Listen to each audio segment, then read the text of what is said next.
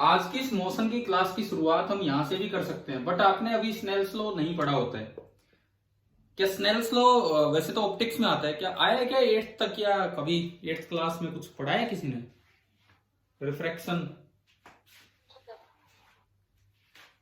Eighth में light आती है, लाइट में पढ़ा है, रिफ्लेक्शन रिफ्रैक्शन ये चीजें में पढ़ा दिया। हाँ, स्नेल्स लॉ अगर आपको आता है तो मैं ये कॉन्सेप्ट आपको सिखाऊं। देखिए तो स्नेल्स लॉ अगर आपको नहीं आता तो फिर अभी रहने दो इसे, क्योंकि ये कॉन्सेप्ट हम तब भी कर सकते हैं जब हम ऑप्टिक्स पढ़ेंगे, उसके बाद दोबारा मोशन रिवाइज, क्योंकि अगला तो चैप्टर आपको ऑप्टिक्स ही अब जो 10th का हमें आगे पढ़ना है, तो उसके साथ हम ये स्नेल्स लॉ वाला कॉन्सेप्ट कर लेंगे, बाद में कर लेंगे। अभी आज की क्लास की शुरुआत हम कर रहे हैं discussion of CP number 19। CPP number 19 के डिस्कशन से आज की क्लास की शुरुआत कर रहे हैं, और कल आपके कंप्लीट मोशन का एक और टेस्ट होगा। देखिए क्वेश्चन नंबर 1। अब इसमें कहां गलती कर जाता है बच्चा? क्वेश्चन नंबर 1 में एक पार्टिकल है जिसकी इनिशियल वेलोसिटी है 9 मीटर पर सेकेंड ईस्ट की तरफ, मान लो आगे ईस्ट है ये, and a constant acceleration of 2 metre पर second square due west, acceleration पीछे की तरफ है 2 मीटर पर second square due west, constant acceleration है।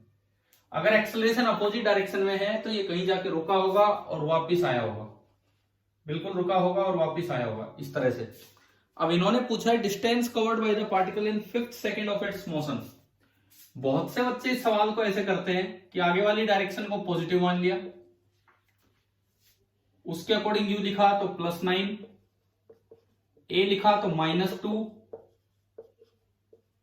nth सेकंड वाला फॉर्मूला लगाना है तो ये n 5वां सेकंड 5, snth का फॉर्मूला लगा देते हैं, याद होगा शायद आपको ये u + a/2 × 2n - 1।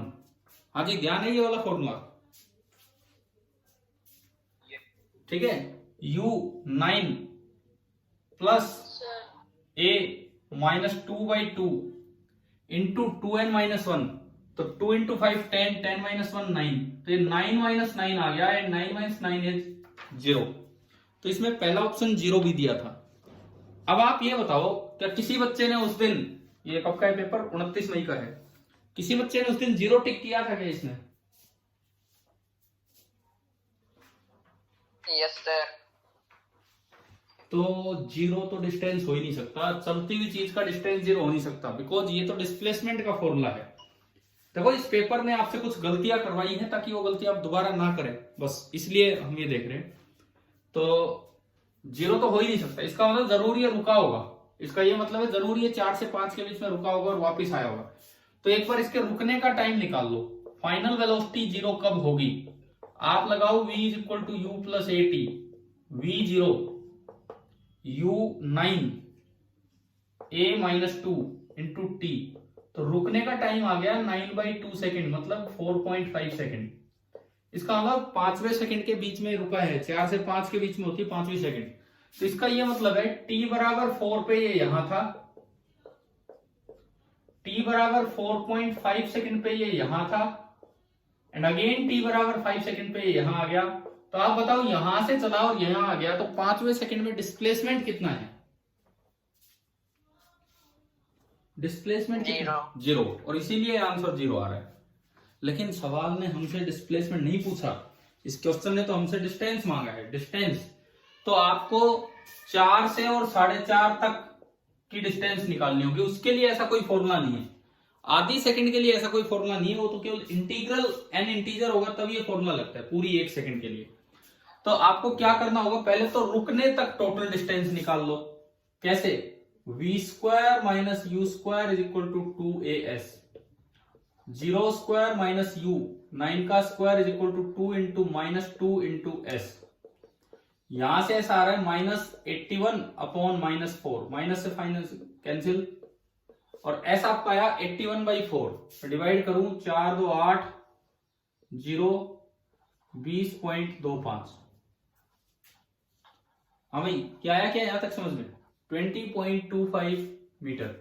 तो मतलब मुझे ये पता लगा कि यहां से लेके और यहां तक ये पूरा डिस्टेंस तो है 20.25 मीटर। अब बस मुझे 4 सेकंड तक का और पता लग जाए, तो अगर 4 सेकंड तक का पता लग जाए तो मैं उसमें से घटा के आगे वाला आ जाएगा, फिर उसको डबल कर दूंगा, डिस्टेंस आ गया। 4 सेकंड में कितना चला होगा, उसके लिए ये फॉर्मूला यूज करें, S is equal to u t plus half a t square.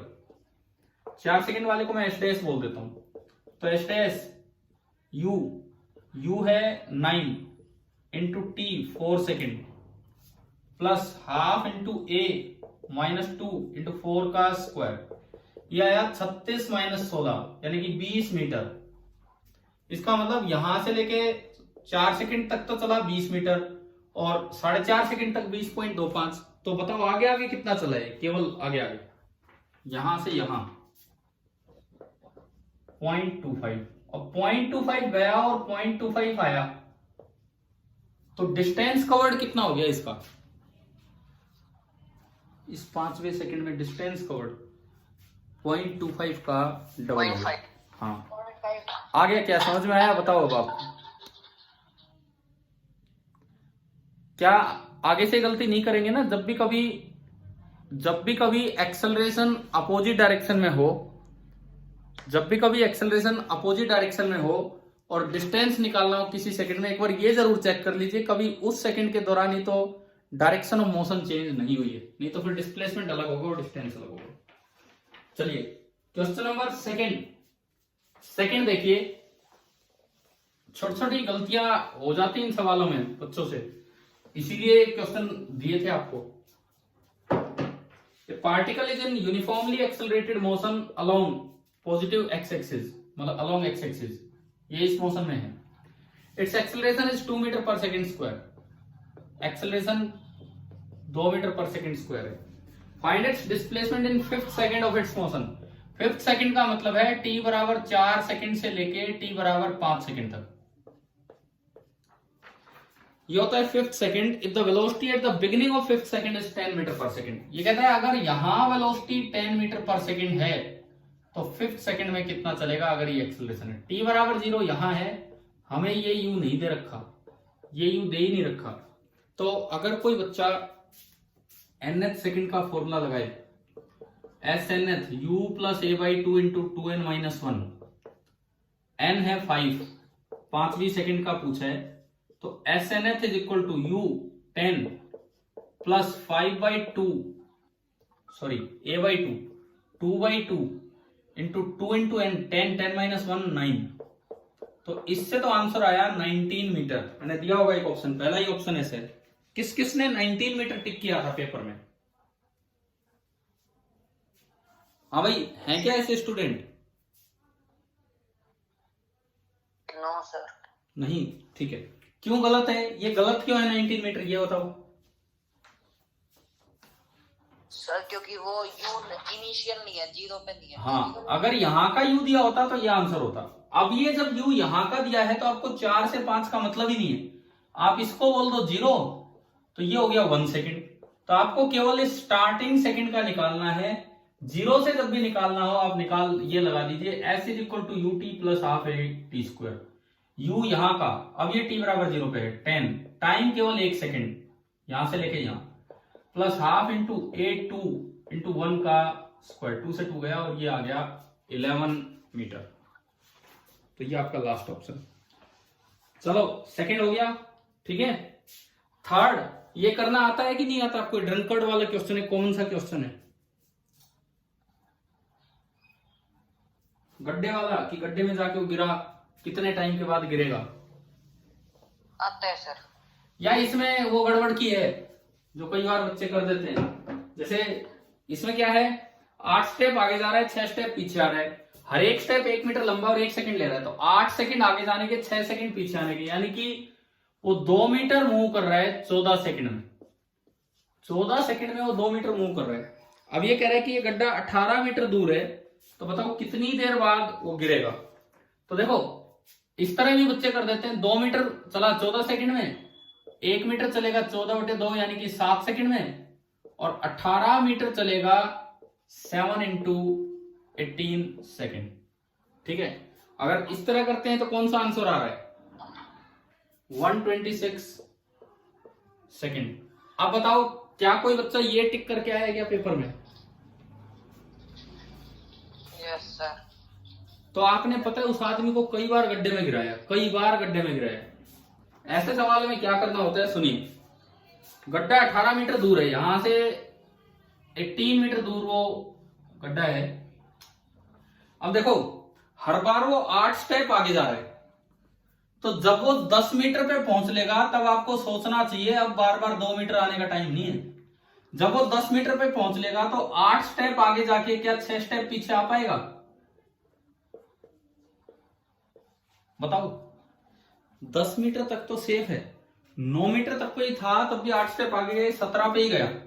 10 metre पे गया तो क्या 8 स्टेप आगे जाके 2 स्टेप पीछे आ पाएगा या गड्ढे में गिर चुका होगा? गिर चुका होगा सर। तो आप केवल 10 मीटर तक का टाइम निकालें इससे, इस मेथड से। 2 मीटर चला 14 सेकंड में, 1 मीटर चला 7 सेकंड में, तो 10 मीटर चलेगा 70 सेकंड में। 70 सेकंड में वो यहां आ चुका है। अब वो बस अपने अंतिम कुछ सेकंड चल रहे हैं, अब अगले 8वें सेकंड में वो गड्ढे के अंदर होगा। तो बताओ कितना टाइम लगा? 70 सेकंड में तो यहां आ गया, 78। हाँ, और 78 सेकंड में यहां आ गया। आया कि नहीं आया समझ में? ठीक है। फोर्थ एक आसान क्वेश्चन था। फोर्थ में क्या था कि केवल और केवल आपको ग्राफ दे रखे हैं और 2 पैरेलल लाइंस दिखा रखी हैं, एक्सटी ग्राफ। फोर्थ में एक्सटी ग्राफ में 2 पैरेलल लाइंस दिखा रखी हैं यूं, और पूछा है कि कार ए तेज चल रही है कि कार बी तेज चल रही है, कि दोनों की स्पीड बराबर है या दोनों में एक्सेलरेशन है। पहली बात, पोजीशन टाइम ग्राफ की स्लोप आपको क्या देती है? वेलोसिटी। स्ट्रेट लाइन की स्लोप कांस्टेंट होती है, यानी कि इनकी वेलोसिटी कांस्टेंट है। अगर वेलोसिटी कांस्टेंट है तो एक्सेलरेशन 0। तो ये पार्ट तो खत्म ही हो गया, जो आखिरी ऑप्शन था कि एक्सेलरेशन नॉन जीरो है। अच्छा, दोनों लाइंस की स्लोप भी सेम है।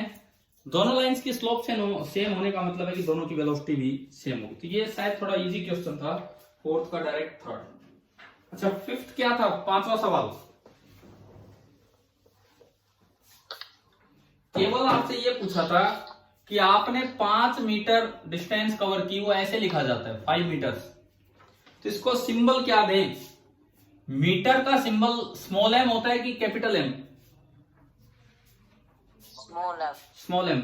अगर मीटर किसी साइंटिस्ट का नाम होता, अगर मीटर किसी साइंटिस्ट का नाम होता तो इसका सिंबल कैपिटल एम हो जाता, लेकिन अभी इसका सिंबल होगा स्मॉल एम। और कभी भी सिंबल के आगे एस नहीं लगाया जाता है, प्लूरल वाला। मीटर पूरा लिखे तो एस लगाएं, सिंबल लिखना है तो केवल ऐसे लिखा जाएगा, ना कि एम एस। आ गया समझ में? क्या क्या समझाने के लिए क्वेश्चन पूछा गया था आपसे? ठीक है।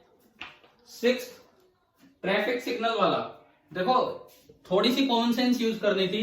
एक गाड़ी और एक पार्टिकल में डिफरेंस होता है। एक पार्टिकल को आपने थ्रो किया ऊपर, एक्सेलरेशन है नीचे, तो रुक के वहां बैठा नहीं रहेगा, रुकते ही वो अपनी डायरेक्शन चेंज कर लेता है और वापिस आता है। मैं किसी पार्टिकल को ऊपर थ्रो कर रहा हूं और हाईएस्ट पॉइंट पे वो रुकेगा क्योंकि एक्सेलरेशन नीचे है, परंतु रुक के बैठा नहीं रहेगा, वो नीचे आएगा। परंतु अगर गाड़ी ब्रेक लगा रही है तो जहां गाड़ी ब्रेक के कारण रुकती है, क्या रुकने के बाद अपने आप बैक गियर लग जाता है क्या? मान लो गाड़ी की वेलोसिटी आगे, एक्सेलरेशन पीछे, आपने ब्रेक लगा रखे हैं, तो रुकने के जस्ट बाद क्या बैक गियर अपने आप लग जाएगा गाड़ी में कि पीछे चल पड़ेगी? नहीं जाएगी ना। ठीक है, तो इसी बात का ध्यान रखना था इस सवाल में। क्वेश्चन नंबर 6 में देखिए, driver applies the brakes on seeing the traffic signal 400 metre ahead. ये गाड़ी है, यहां से 400 मीटर दूर रेड लाइट है, ट्रैफिक सिग्नल है, ड्राइवर ने ब्रेक लगा दिए। At the time of applying the brakes, vehicle चल रहा था 15 मीटर पर सेकेंड से। जब ब्रेक लगाए गए तो व्हीकल 15 मीटर पर सेकेंड से चल रहा था। आफ्टरवर्ड, इसके बाद it starts retarding with 0.3 metre पर सेकेंड, यानी कि इसमें एक्सेलरेशन अपोजिट डायरेक्शन में आई तो नेगेटिव -0.3 ये हो गया। अब पूछा है कि 1 मिनट बाद, मतलब 60 सेकंड बाद गाड़ी ट्रैफिक सिग्नल से कितनी दूर होगी। तो देखो बहुत से बच्चे इसको यूं करते हैं, 1 मिनट बाद ये कितना चला वो निकाल लिया, S = UT + ½ AT²। S is equal to u है 15, 1 मिनट मतलब 60 सेकेंड प्लस हाफ, ए है -0.3 और 60 का स्क्वायर, 15 6 90 900, ये माइनस हो गया 3/2 इंटू 60 इंटू 60, ये 30, 3 3 9 9 6 54, 540, ये आया 900 माइनस 540, 900 माइनस 540 इज 360 मीटर। इसका मतलब गाड़ी यहां है, 360 मीटर पे है गाड़ी। तो बताओ रेड लाइट से कितनी पीछे है? 40 मीटर। अब देखिए इसमें 40 मीटर कौन कौन टिक करके आया था ये? सर यहाँ पे है ना 40 मीटर। अब मैं वही गलती समझा रहा हूं ना आपको, आपने गलती की टेस्ट में ताकि आप अगली बार ना करें कभी भी। 40 मीटर पे आपने रोक दिया। अब बात यह है कि ये गाड़ी है ना कि पार्टिकल कि रुकते ही वापस हो जाएगा। आप पहले ये तो पता करते कहीं ऐसा तो नहीं कि 1 मिनट से पहले गाड़ी रुक चुकी हो। तो एक बार इसके रुकने का टाइम निकालो पहले, रुकने का time v is equal to u plus a t, v0 u15 a minus 0.3 into टी। तो यहां से t आया 15/0.3 यानी कि 50 सेकेंड। उसको रुकने में लगे 50 सेकेंड और आपने तो उसका मोशन करवा दिया 60 सेकेंड तक। तो इसका मतलब आपने तो ये मान लिया कि रुक के वो वापस चल पड़ा। ऐसे तो पीछे वाली गाड़ियों की तोड़फोड़ हो जाएगी। इसका मतलब 50 सेकेंड पे जहां गाड़ी है वहीं रुकेगी, 60 सेकेंड तक नहीं चलेगी। तो आपको 60 सेकेंड की बजाय ये डिस्प्लेसमेंट कितनी देर का निकालना चाहिए? कितनी देर का निकालना चाहिए? 50 का। ठीक है, आ गया समझ में? और जब आप 50 का निकालोगे तो ये 375 मीटर आ जाएगा। और 375 मीटर आया तो बताओ गाड़ी कितनी पहले खड़ी है ट्रैफिक सिग्नल से? 25 मीटर। आ गया कि नहीं आया बताओ समझ में? 6।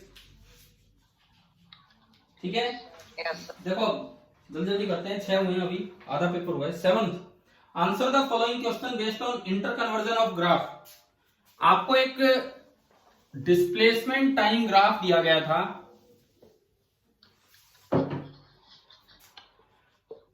Displacement time graph with time, ये डिस्प्लेसमेंट ऐसा है। डिस्प्लेसमेंट टाइम ग्राफ की स्लोप आपको क्या देती है? Velocity.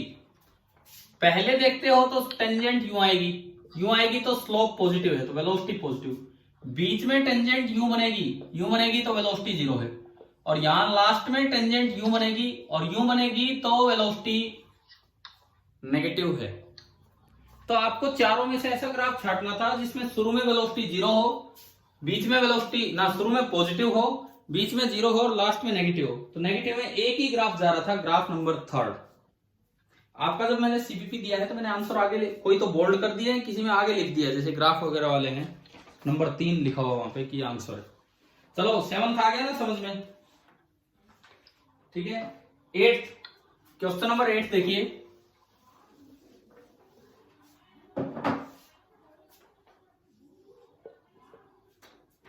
Question number 8, solve the following question graphically. A train accelerates from rest at a constant rate alpha for a distance x1 and time t1. ये x axis है, x axis के along train rest से start होती है, u बराबर 0, rest से start हुई, accelerates at a constant rate alpha. अभी जो एक्सेलरेशन है that is alpha. Distance x1 चली t1 टाइम तक, यहां t बराबर 0 से स्टार्ट हुई है और t1 टाइम तक आते आते इसने डिस्टेंस कवर कर लिया x1। After that it retards to rest at a constant rate beta. अब इसने रिटार्डेशन कर दी तो a2 हो जाएगा माइनस बीटा। और अब डिस्टेंस चला x2 और टाइम ये t2 है, तो यहां जो टोटल टाइम होगा वो हो जाएगा t1 प्लस t2, ये टोटल टाइम हो। Which of the following relations is correct? x1 x2 t1 t2 में रिलेशन बताना था। तो इसको करने का सबसे अच्छा आसान तरीका है कि आप वेलोसिटी टाइम ग्राफ बना लो। क्वेश्चन में नहीं दिया, आप खुद वहां से स्टार्ट करो। जब भी कभी सवाल में पहले एक्सेलरेशन हो फिर रिटार्डेशन हो तो आप वीटी ग्राफ से चला कीजिए, सवाल आसान हो जाता है थोड़ा। देखिए शुरू में ये है, यहां तक t1 टाइम तक कांस्टेंट रेट से एक्सेलरेशन। अगर मैं इस एंगल को θ1 बोलूं तो इसकी स्लोप है tan θ1 दैट इज अल्फा। उसके बाद एक और रेट से रिटार्डेशन है और ये टाइम हो गया t1 प्लस t2 और रेस्ट पे आगे दोबारा कार। मतलब अगर ये टाइम t1 है तो ये टाइम t2 है। इसका एरिया x1 है क्योंकि वेलोसिटी टाइम ग्राफ का एरिया आपको डिस्प्लेसमेंट देता है और ये एरिया x2 है। बीच में वेलोसिटी मैक्सिमम हुई होगी उसे मैंने v max बोल दिया, v max। ये एंगल θ1 ये एंगल θ2 अंदर की तरफ एंगल है तो इसकी जो स्लोप है वो माइनस tan θ2 होगी, लेकिन इसकी स्लोप माइनस बीटा है तो इसका मतलब हमारा tan θ2 हो गया बीटा और tan θ1 हो गया अल्फा और बीच में एक v max है और इनके एरिया है x1 और x2। चलो अब ग्राफ में सारी चीजें एक साथ तैयार है, मुझे इनमें रिलेशन बनाना है। तो पहले मैं अल्फा बीटा लिखूं। देखो अल्फा बराबर tan θ1, tan θ1 बताओ इस ट्राइंगल से कितना है, v max upon t1। Alpha आपका आया v max अपॉन t1। ठीक, इधर से देखो tan θ2 बीटा है, tan θ2 होगा v max अपॉन t2 तो बीटा आपका आया v max अपॉन t2। आप इनका रेशियो लीजिए, आप इनका रेशियो लीजिए ताकि v max कटा और अल्फा अपॉन बीटा बना t2 बाई t1। अब अगर मैं ऑप्शंस पे नजर डालूं तो alpha upon beta is t2 by t1। ऐसा कौन कौन से ऑप्शन में है? फर्स्ट ऑप्शन कहता है alpha by beta is t1 by t2, गलत है। पहला ऑप्शन तो यहीं से गलत हो गया क्योंकि alpha by beta t2 by t1 है और you can say beta by alpha t1 by t2 है। अब हम ऑप्शन छाट रहे हैं पहले कौन सा है। पहला ऑप्शन गलत हो गया क्योंकि वो कहता है alpha by beta is t1 by t2। दूसरा ऑप्शन सही हो सकता है because beta by alpha is this. तीसरे ऑप्शन में कहता है alpha by beta is t2 by t1, हो सकता है सही। चौथा कहता है beta by alpha is t2 by t1, गलत। तो मतलब इस एक रिलेशन से दो ऑप्शन रिजेक्ट हो गए, ना तो फर्स्ट होगा ना फोर्थ होगा, सेकंड या थर्ड में से कोई होगा। उसके लिए मुझे x1 x2 चाहिए। अब ये एरिया के बराबर है, फिर वही रिलेशन लिख दो, x1 बराबर इस ट्राइंगल का एरिया। आ रहा है ना समझ में कैसे लिख रहे हैं हम? Half into t1 into v max and x2 बराबर इस ट्राइंगल का area half into t2 into v max.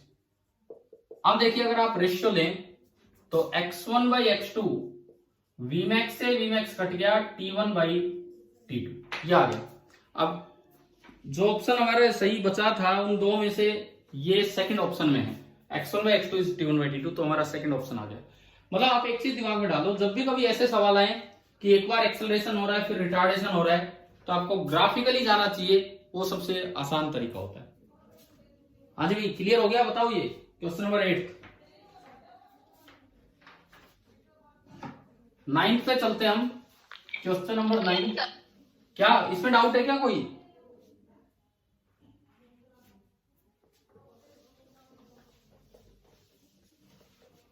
अच्छा 9th और 10th, क्या ऐसी चीजें मैंने आपको सिखाई थी कि कब पार्टिकल स्लो डाउन हो रहा होता है? पार्टिकल स्लो डाउन कब होता है? जब ए और बी के साइन डिफरेंट होते हैं, अपोजिट होते हैं। बताओ ये आया था क्या ये कॉन्सेप्ट? अरे बोलो यार,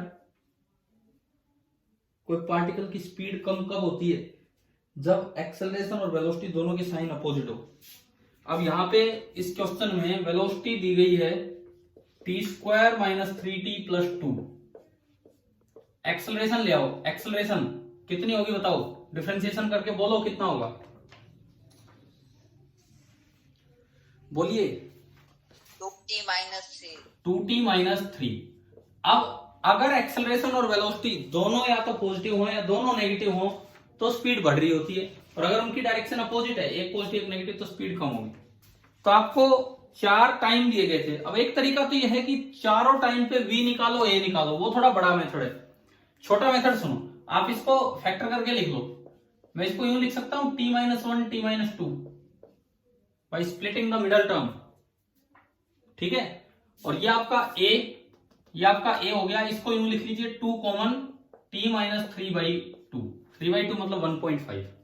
अब देखो आप टाइम एक्सिस बनाए, तरीका सीखिए, टाइम एक्सिस बनाए दो बार, एक बार फॉर वेलोसिटी एंड एक बार फॉर एक्सेलरेशन। टाइम एक्सिस बनाए दो बार, एक बार फॉर वेलोसिटी, एक बार फॉर एक्सेलरेशन।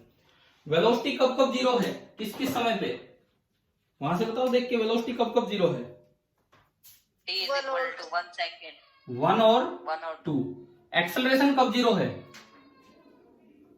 1.5। 1.5। अब देखो उधर से स्टार्ट किया करो, यहां वेलोसिटी पॉजिटिव होगी, क्योंकि यहां अगर कोई टाइम होगा तो ये भी पॉजिटिव ये भी पॉजिटिव, यहां अगर कोई टाइम होगा तो ये फैक्टर नेगेटिव ये पॉजिटिव, तो वेलोसिटी नेगेटिव, और यहां अगर कोई टाइम होगा तो दोनों फैक्टर नेगेटिव आने से वेलोसिटी फिर पॉजिटिव होगी। अब मैं एक्सेलरेशन की बात करूं, आगे से स्टार्ट किया करो, यहां पॉजिटिव है या नेगेटिव, को तीसरा है नहीं तो फिर पॉजिटिव हो जाती। अब आपको केवल ये छांटना है कौन सा ऐसा टाइम इंटरवल है जिसमें अपोजिट साइन हो। देखो 1 से पहले वेलोसिटी तो पॉजिटिव है और एक्सेलरेशन नेगेटिव। आगे क्या समझ में यहां तक, अरे बताओ आ रहा है क्या समझ में। 1 से पहले वेलोसिटी तो पॉजिटिव और एक्सेलरेशन नेगेटिव, तो 1 से पहले अगर कोई भी टाइम होगा, कोई भी टाइम अगर क्वेश्चन में 1 सेकंड से पहले दिया होगा तो वहां पे एक्सेलरेशन और वेलोसिटी की डायरेक्शन अपोजिट होगी और वो स्लो डाउन हो रहा होगा। ठीक है, एक और भी इंटरवल है ऐसा, ये देखो ये वाला, यहां वेलोसिटी ना एक्सेलरेशन पॉजिटिव और वेलोसिटी नेगेटिव, 1.5 से 2, बस यही दो इंटरवल है। तो आप ढूंढो क्या 1.5 से 2 के बीच में कोई टाइम दिया है, इस ऑप्शन में नहीं दिया, और 1 से छोटा एक टाइम दिया है 0.5 सेकंड, तो वहां पे वेलोसिटी स्लो हो रही हो। चलिए आ गया ना समझ में, आपको क्या ये तरीका समझ में आया। एक तो मैं चारों ऑप्शंस पुट करके देखूं बार बार कब अपोजिट साइन आ रहा है, एक डायरेक्ट ऐसे देखने का, हो गया होगा।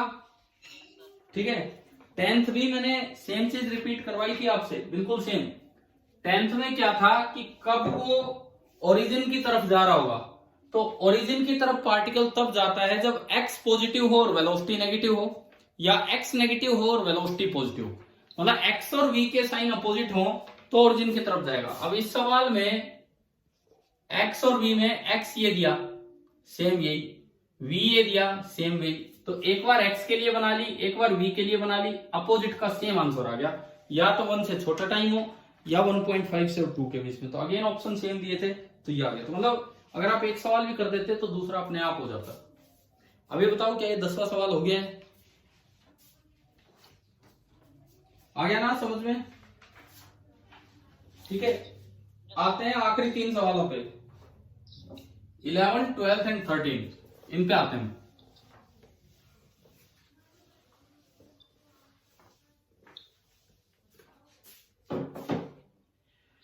Question number 11, car starts from rest and moves with constant acceleration. Car rest से चली u0 और एक्सेलरेशन कांस्टेंट है। The ratio of distance covered in nth second to that covered in n seconds. तो s nth का तो formula होता है u plus u तो 0 है a/2 इंटू 2n माइनस 1, और n सेकंड्स का होता है ut u0 half a t square.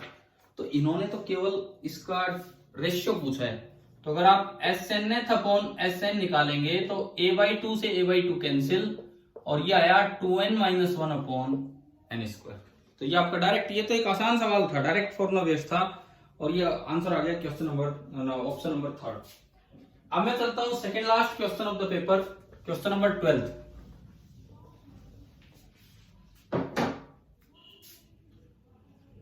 देखें, answer the following question based on uniformly accelerated motion. An engine of a train moving with uniform acceleration passes an electric pole with velocity u and the last compartment with velocity v. देखो ये एक बड़ी सी train है, ये train है, मैं कहता हूं ट्रेन की टोटल लंबाई है 12, ताकि मुझे आधा ना करना पड़े। दिस इज इंजन, ये तो इंजन है, ये है लास्ट कंपार्टमेंट, गार्ड वाला कंपार्टमेंट, और ये मिडल पॉइंट है M। तो L लेंथ तो ये होगी और L लेंथ ये होगी। अब सुनो, यहां कोई पोल लगा हुआ है, यहां पे कोई पोल लगा हुआ है, ये ट्रेन आगे जा रही है विद सम एक्सेलरेशन a, तो ये पोल लगा हुआ है यहां पे, इसके पैरेलल जब ये ट्रेन निकलती है, जब इंजन निकला तो ट्रेन की स्पीड थी u, और क्योंकि एक्सेलरेशन है तो लगातार स्पीड बढ़ रही होगी। तो जब आखिरी डब्बा निकला यहां से तो तब ट्रेन की स्पीड बढ़ के कितनी हो चुकी है अकॉर्डिंग टू क्वेश्चन, जो लास्ट कंपार्टमेंट निकलता है उस वक्त ट्रेन की स्पीड हो चुकी है v। तो आपसे ये पूछा है कि जब बीच वाला डब्बा निकलेगा, बीच वाला कंपार्टमेंट निकलेगा, तो ट्रेन की स्पीड कितनी हो चुकी होगी, ये निकालना है। देखो एक बार आप बीच वाले डब्बे की स्पीड मान लो इसकी v है, ये v तब नहीं है जब इसकी u है, जब इसकी स्पीड u है तब इसकी भी u है, लेकिन जब इसकी स्पीड v हो जाती है यहां आते आते तो पूरी गाड़ी की स्पीड v हो जाती है। और बीच वाले डब्बे की स्पीड vm बोलता हूं जब बीच वाला डब्बा यहां आया तो उस समय। तो देखो एक बार मैं ट्रेन का मोशन देखता हूं E2m ट्रेन LN चली होगी, जब m यहां आया तो ट्रेन LN चली होगी, और LN चलने में उसकी स्पीड u से बढ़ के vm होगी पूरी ट्रेन की। तो इक्वेशन बनेगी vm square is equal to u square plus 2 into a into l। हाँ जी बताओ आया क्या समझ में ये वाली इक्वेशन? ठीक है। एक बार आप इक्वेशन लगाएंगे E2g, जब ट्रेन E2g चल चुकी होगी तो कितनी लेंथ आगे जा चुकी है ट्रेन? 12 आगे गई। अब उसकी स्पीड बढ़ के होगी v square is equal to initial जब ये था तो u plus 2 into a into s की जगह 12। तो ये मेरे पास आया, देखो यहां से vm square minus u square आ रहा है 2al, और यहां से v square minus u square आ रहा है 4al। दोनों को आप डिवाइड कर दो, इक्वेशन 1 इक्वेशन 2। मैंने 1 से 2 डिवाइड किया, मैंने 1 से सेकंड को डिवाइड किया, तो vm square minus u square upon v square minus u square is equal to 2al upon 4al। कितना बचा? 1/2। ये आपका बचा 1/2। अब मैंने क्रॉस मल्टीप्लाई किया, 2 times vm square minus 2u square is equal to v square minus u square. ये 2u square उधर जाके प्लस का हो जाएगा, तो 2 times vm square is equal to v square plus u square. यहां से अगर मैं आगे बढ़ूं तो vm स्क्वायर आया v square plus u square by 2, and अगर आप vm निकालेंगे तो वो आ जाएगा इसका under root of v square plus u square by 2। ये आपका आया vm। चलो आप बताओ क्या ये समझ में आ गया कि नहीं? ऐसा नहीं है कि ऐसा नहीं था इसमें कि एक ही समय पे इसकी स्पीड u है और इसकी स्पीड v। जब इसकी स्पीड u है तो पूरी ट्रेन की स्पीड u है, और जब इसकी स्पीड v है तो पूरी ट्रेन की स्पीड v है। चलिए आते हैं आखिरी सवाल पे, last question of the paper, question number 13।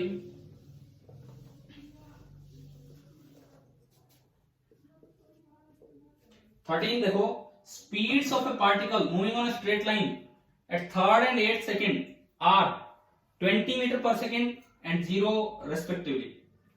देखो तीसरे सेकंड पे और 8वें सेकंड पे t बराबर 3 सेकंड पे उसकी स्पीड है 20 मीटर पर सेकंड, एंड 8वें सेकंड पे उसकी स्पीड है 0 मीटर पर सेकंड। आपसे पूछा है magnitude of average acceleration between 3rd and 8th second. पहली बात, वेलोसिटी आगे लेकिन स्पीड कम हो रही है, तो इसका मतलब एक्सेलरेशन किधर होगी? पीछे होगी, मतलब नेगेटिव आएगी, लेकिन उसका मैग्नीट्यूड तो पॉजिटिव होगा हमेशा।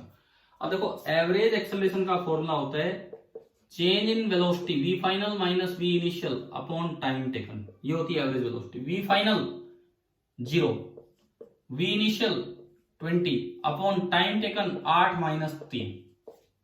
यहां से पहले ये बताओ एवरेज एक्सेलरेशन कितना है? -20/5 कितना आ गया? -4। लेकिन जो मैग्नीट्यूड है वो कभी नेगेटिव नहीं होता है, तो यहां से इसका मैग्नीट्यूड कितना आ जाएगा? 4 मीटर पर सेकेंड स्क्वायर। चलो भाई ये बताओ क्या मोशन का ये पूरा 1D मोशन का पेपर समझ में आ गया कि नहीं आपको?